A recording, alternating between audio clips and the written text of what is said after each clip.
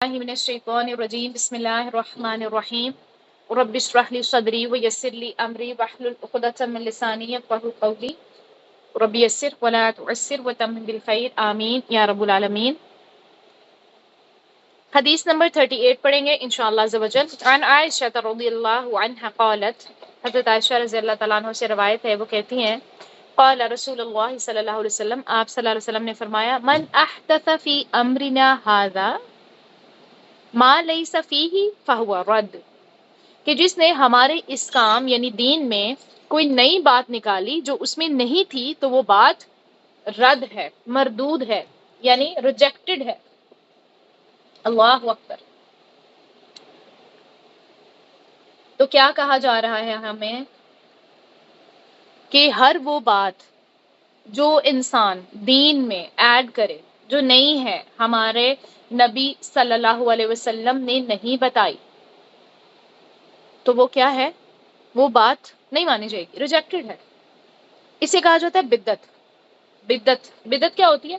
یعنی ہر وہ عمل بدعت کہلائے گا جو ثواب اور نیکی سمجھ کے کیا جائے، لیکن شریعت میں اس کی کوئی بھی بنیاد یا کوئی بھی ثبوت آپ کو نہ ملے، یعنی نہ تو آپ صلی اللہ علیہ وسلم نے خود وہ عمل کیا ہو، نہ کسی اور کو کرنے کا حکم دیا ہو، اور نہ ہی اس کی کسی قسم کی کوئی اجازت دی ہو، تو ایسا عمل اللہ تعالیٰ کے ہاں مردود ہے، یعنی ناقابل قبول ہے۔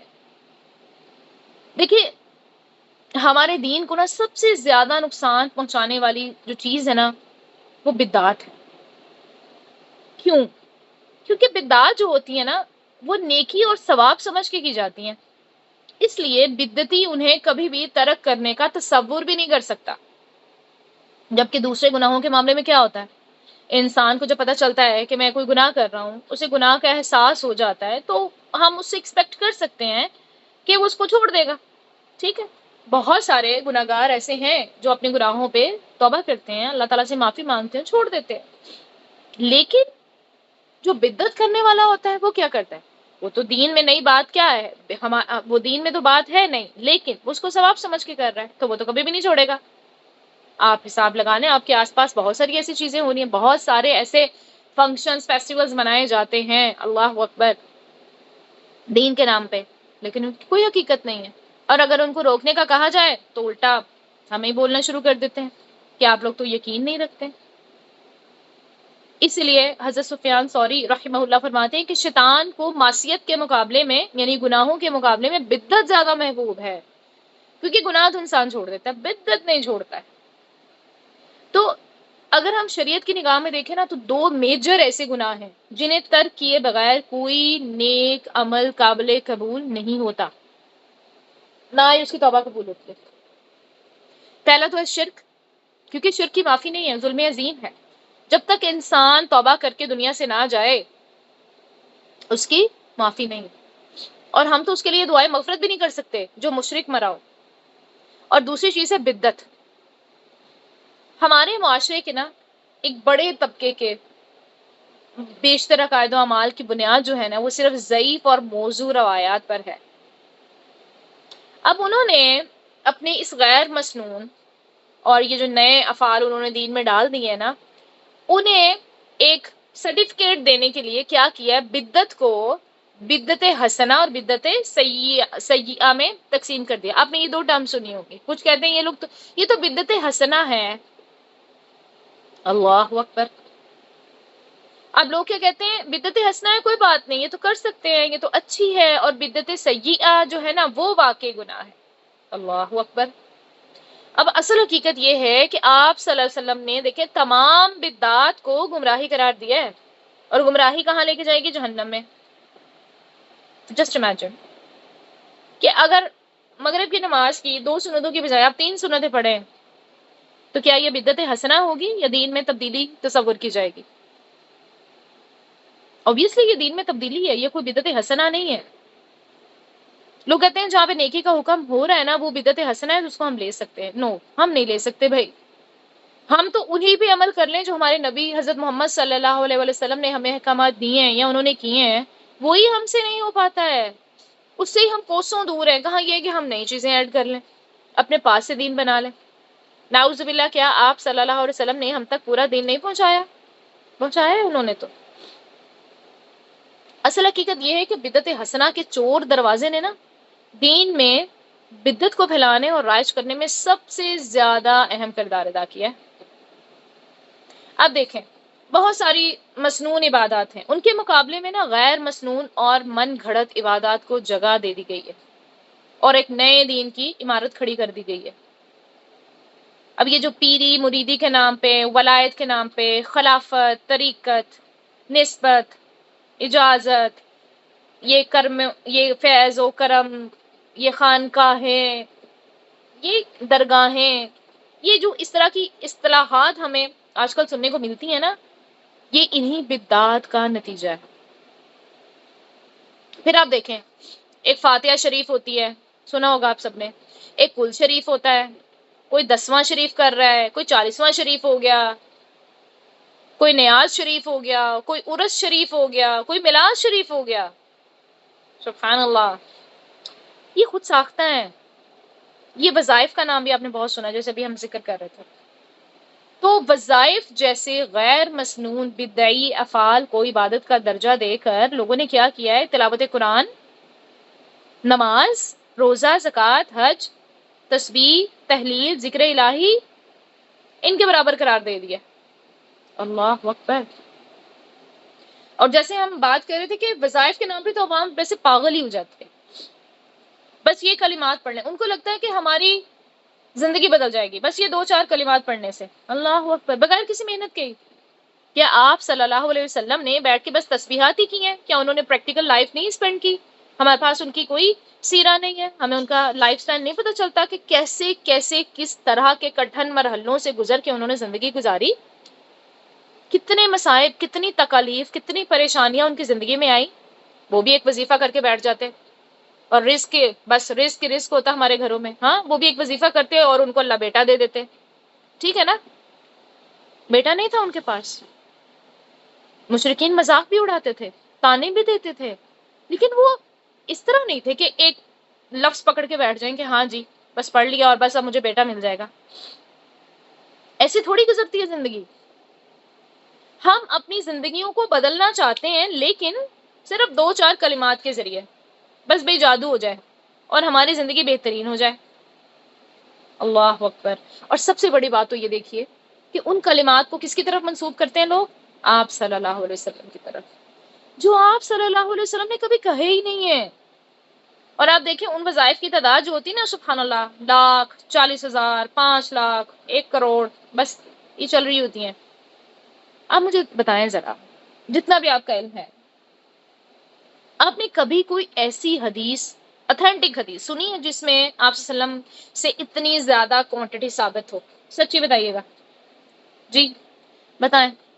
کبھی کوئی 1,00,000 دفعہ ورد کیا آپ صلی اللہ علیہ وسلم نے؟ نہیں کبھی نہیں ہم نے پڑھا. جی نہیں میم اتھینٹک اگر ہم جی سنیں تو ہم نے نہیں پڑھا، ہم نے نہیں دیکھا، ہم نے نہیں سنا کسی اتھینٹک اسکالر سے یہ باتیں. تو جب انہوں نے اتنی کثیر تعداد میں نہیں پڑھی ہے تو عوام کو کیا ہو گیا ہے؟ اللہ کی پناہ. وہ تو عوام کے لیے آسانیاں پیدا کرنے والے تھے نا، مشکلات پیدا کرنے والے تھوڑی تھے کہ بس سارے کام کاج چھوڑ کے آؤ جی 1,00,000 دفعہ آیت کریمہ پڑھتے ہیں. ایسا ہوتا ہے؟ آؤ جی قرآن خوانی کرتے ہیں، مسئلہ کسی کا چل رہا ہے، فوت کوئی اور ہو گیا ہے، قرآن خوانی آپ بعد میں کرا رہے ہیں. کیا ہے یہ؟ دین میں کیوں نئی نئی باتیں ہم ایجاد کرتے ہیں اور ہم اس کو پروموٹ بھی کرتے ہیں؟ اگر ہم خود نہیں کرتے نا تو ہم ایسے لوگوں کہ پھر گیٹ ٹوگیدرز میں ہمیں جانا بھی نہیں چاہیے. ٹھیک ہے، اگر ہم جا رہے ہیں تو اٹ مینس کہ بے شک ہم اسے دل سے ایکسیپٹ نہیں کر رہے ہیں، پھر ہم شریک کیوں ہو رہے ہیں؟ نہیں ہونا چاہیے. کسی نے تو اٹھنا ہے نا، کسی نے تو یہ چور دروازے بند کرنے ہیں نا. اب کسی کے گھر میں کوئی فوت ہو جائے نا، اللہ اکبر، تو بدعات ہی بدعات نظر آ رہی ہوتی ہیں. کسی کے گھر کوئی بچہ پیدا ہو جائے تو بھی بدعات نظر آ رہی ہوتی ہیں. کسی کے گھر میں شادی ہو تو بہت ساری چیزیں ایسی ہوتی ہیں تو دین کے نام پہ کی جا رہی ہوتی ہیں. ٹھیک ہے، اگر آپ کوئی اپنے ملک کے حساب سے کوئی اندر کلچرل یعنی کوئی چیز آپ ایڈ اپ کر رہے ہیں شادیوں میں، سو اٹس اوکے، وہ آپ کا کلچر ہے بھائی، ٹھیک ہے، لیکن دین کے ساتھ تو ریلیٹ نہ کریں. یہ ساری چیزیں کیا ہیں؟ بدعات ہیں.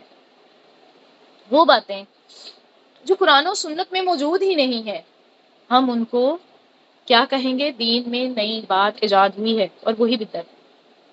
جو آپ صلی اللہ علیہ وسلم نے انہیں نہیں بتائیں اور پھر صحابہ کرام نے بھی نہیں کی ہیں، بعد کے ادوار میں دین کے نام پہ شروع کر دی گئی، تو یہ چیزیں ناقابل قبول ہیں، کیونکہ دین تو دیکھیں مکمل ہو گیا ہے۔ سورہ مائدہ میں آتا ہے نا کہ آج کے دن میں نے تمہارا دین تمہارے لیے مکمل کر دیا۔ تو اگر کوئی شخص یہ کہتا ہے کہ آپ صلی اللہ علیہ وسلم سے کچھ باتیں نعوذ باللہ چھوٹ گئی تھیں، تو پھر کیا وہ آپ پر خیانت کا الزام لگاتا ہے؟ اللہ اکبر، اللہ کی پناہ۔ آپ صلی اللہ علیہ وسلم نے تو سب کچھ پہنچا دیا ہے۔ آپ صلی اللہ علیہ وسلم نے فرمایا کہ میرے سے قبل کوئی نبی ایسا نہیں گزرا جس کے ذمے اپنے علم کے مطابق اپنی امت کی بھلائی کی طرف رہنمائی لازم نہ ہو اور برائی سے اپنے علم کے مطابق انہیں ڈرانا لازم نہ ہو، تو انہوں نے اپنی ذمہ داری پوری کی، یعنی سب نے پوری کی الحمدللہ۔ بعد میں عوام بگڑی تو عوام کا قصور، کسی نبی کی طرف سے کوئی کوتاہی نہیں رہی ہے۔ عبداللہ بن مسعود کہتے ہیں کہ آپ صلی اللہ علیہ وسلم نے فرمایا کہ جو چیز تمہیں جنت کے قریب کر سکتی ہے نا، میں نے تمہیں اس کا حکم دے دیا ہے، اور جو چیز تمہیں جہنم کے قریب کر سکتی ہے میں نے اس سے منع کر دیا ہے۔ تو اگر آپ صلی اللہ علیہ وسلم کے جانے کے بعد ہم یہ کہیں کہ فلاں چیز ہے تمہیں جہنم میں لے جائے گی، اپنے پاس سے فلاں چیز تمہیں جنت میں لے جائے گی، تو یہ تو ہمیں نہیں کہنا چاہیے، ایسے الفاظ بھی استعمال نہیں کرنے چاہیے۔ آپ صلی اللہ علیہ وسلم نے فرمایا کہ جب تم میں سے کوئی حدیث بیان کرے، جب میں تم سے کوئی حدیث بیان کروں تو اس میں مزید اضافہ نہ کیا کرو، اس کو اتنا ہی بیان کرو، ٹھیک ہے؟ ہاں، وضاحت کرنے کے لیے ہم کچھ الفاظ اگر ایسے آ گئے ہیں تو وہ اور بات ہے، ٹھیک ہے، ہم اس کو سمجھانے کے لیے، جیسے یہاں پہ بھی سامنے جو حدیث لکھی ہوئی ہے، جس نے ہمارے اس امر یعنی کام کے اندر بریکٹ میں دیکھیں دین لکھا ہوا ہے، عام عوام کو سمجھ نہیں آتی کس امر کی بات ہو رہی ہے، تو اسکالرز نے پوری تحقیقات کے بعد ورڈز اگر وضاحت کے لیے دے دیے ہیں سو اٹس اوکے، لیکن یہ آپ صلی اللہ علیہ وسلم کے الفاظ کو شمار نہ کیا جائے اسی لیے بریکٹ دی ہے، ورنہ ڈائریکٹ لکھ دیا جاتا۔ تو اتنی زیادہ احتیاط ہمیں کرنے کی ضرورت ہے، کیونکہ ہر بدعت گمراہی ہے اور ہر گمراہی انسان کو جہنم میں لے کر جائے گی۔ آپ کو پتہ بدعتیوں پہ تو لعنت بھی کی گئی ہے۔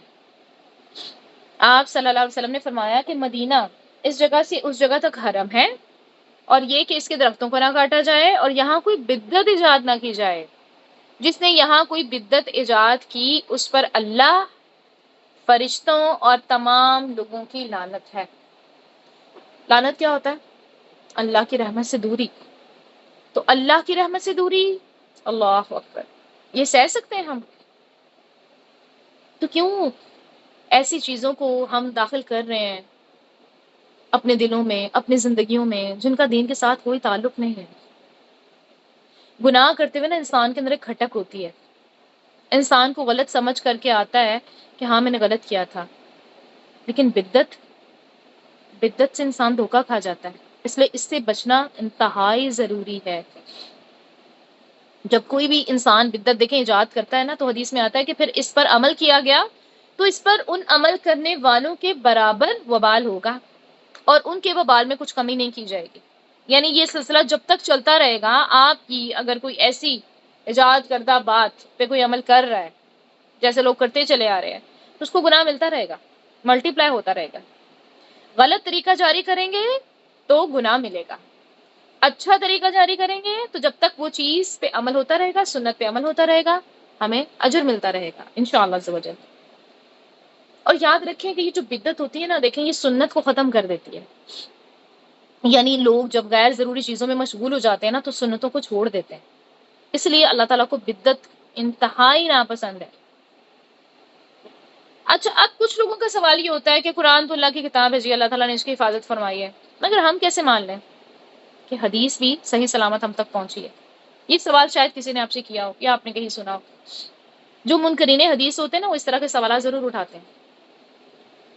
تو کہا جاتا ہے کہ احادیث کی تدوین، یعنی ان کو اکٹھا کرنے کا جو کام تھا نا، وہ آپ صلی اللہ علیہ وسلم کی حیات طیبہ کے، وہ کہتے ہیں کہ 2 یا 250 سال بعد اس وقت ہوئی جب امام بخاری یا امام مسلم، امام ابو داؤد، امام نسائی، امام ابن ماجہ وغیرہ نے احادیث مرتب کرنے کا کام شروع کیا، اس لیے وہ کہتے ہیں ذخیرہ حدیث کسی طریقے سے بھی قابل اعتماد نہیں ہے، استغفر اللہ۔ تو سب سے پہلے تو یہ غلط فہمی دور کرنا انتہائی ضروری ہے کہ آپ صلی اللہ علیہ وسلم کے زمانہ اقدس میں لکھائی یا کتابت کا رواج عام نہیں تھا، یہ غلط بات ہے، ٹھیک ہے۔ اور وہ کہا جاتا ہے نا کہ لوگ صرف اپنے حافظے پہ مکمل اعتماد کرتے تھے، اس پہ بھی کیا جاتا تھا، حافظے پر بھی اعتماد کیا جاتا تھا۔ ابھی میں آپ کو کچھ ایسے صحابہ کرام کے نام بتاتی ہوں جو دربار رسالت کے مستقل کاتب تھے۔ آپ صلی اللہ علیہ وسلم ان سے حسب ضرورت مختلف قبائل سے معاہدے یا خطوط یا رقوم کے حسابات اور سرکاری احکامات یا دینی مسائل لکھوانے کی خدمت لیا کرتے تھے۔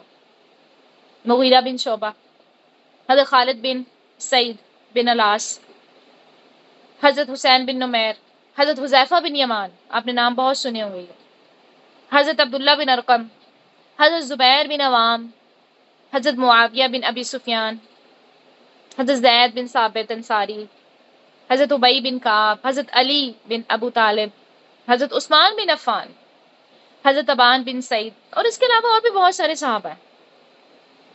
تو آپ صلی اللہ علیہ وسلم کی مختلف خدمات بجا لانے کے علاوہ صحابہ کرام اپنی اپنی رغبت اور خواہش کے مطابق آپ صلی اللہ علیہ وسلم کے اقوال اور افعال لکھتے بھی تھے، یعنی صحابہ کرام کو خود آپ صلی اللہ علیہ وسلم نے احادیث لکھنے کی اجازت فرمائی۔